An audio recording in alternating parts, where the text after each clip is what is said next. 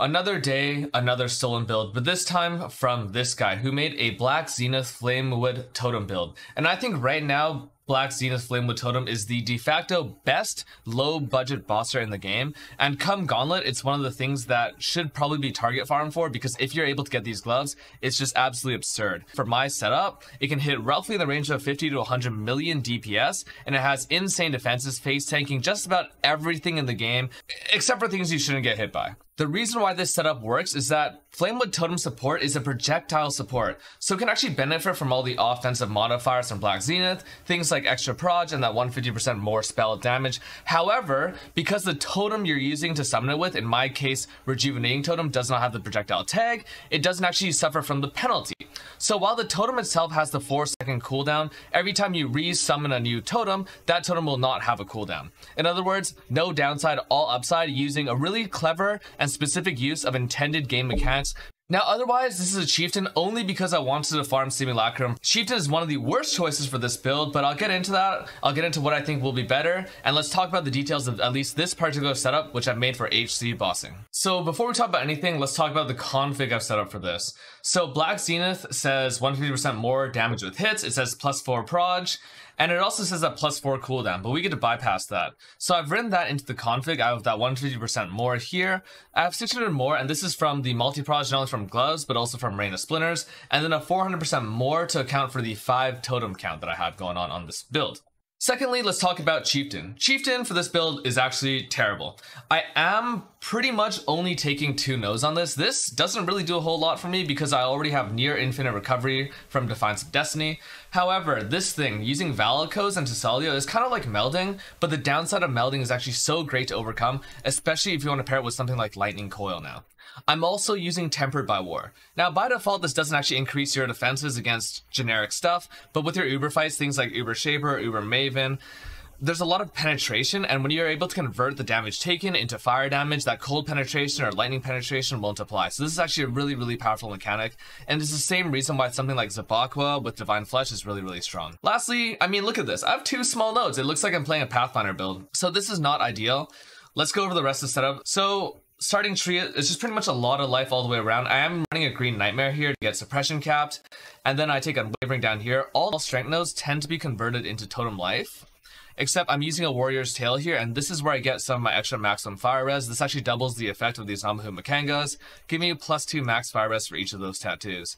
Down here, obviously, totem life, totem damage, all this stuff can scale. And because Flamewood Totem is actually a totem skill, but it's also a spell skill and it scales off spell damage, there's a lot of other nodes you can grab. Just taking this actually does give you damage for Flamewood Totem. Pathing up here, you go for an Ancestral Bond. You don't really do your own damage. If you wanted to map with this, I would definitely untick this, grab Ignite Source, and play with Prolif and the Explode.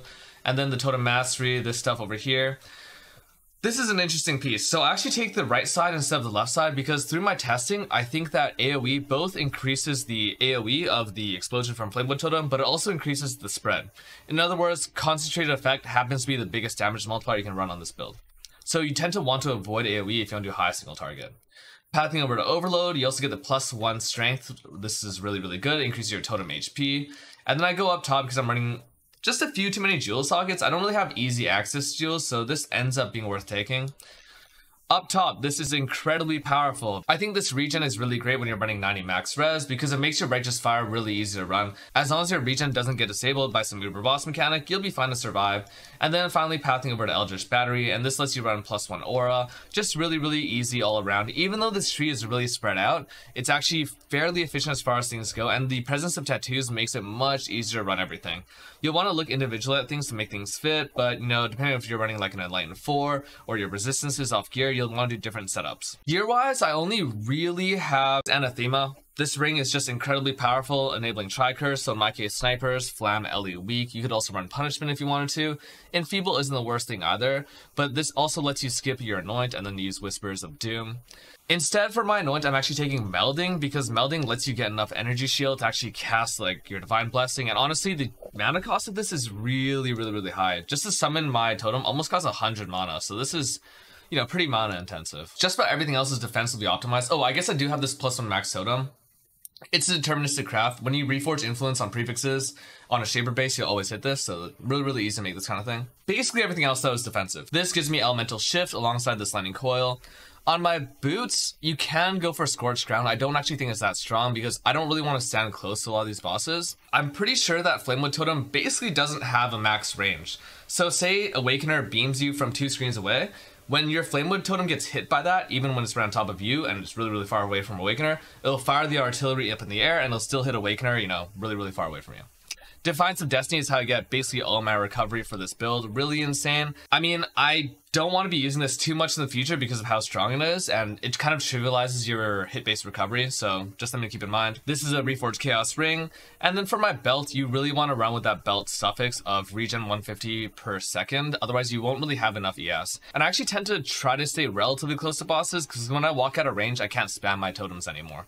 And spamming your totems is really big in a lot of the fights. There's fights like Maven, where the Maven beams can actually infinitely proc your totems, so you can chain some of them into there.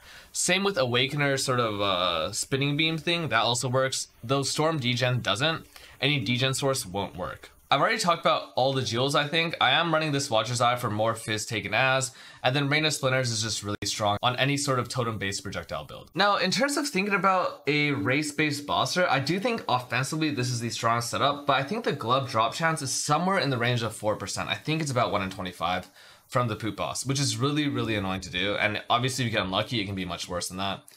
I don't think Chieftain is good.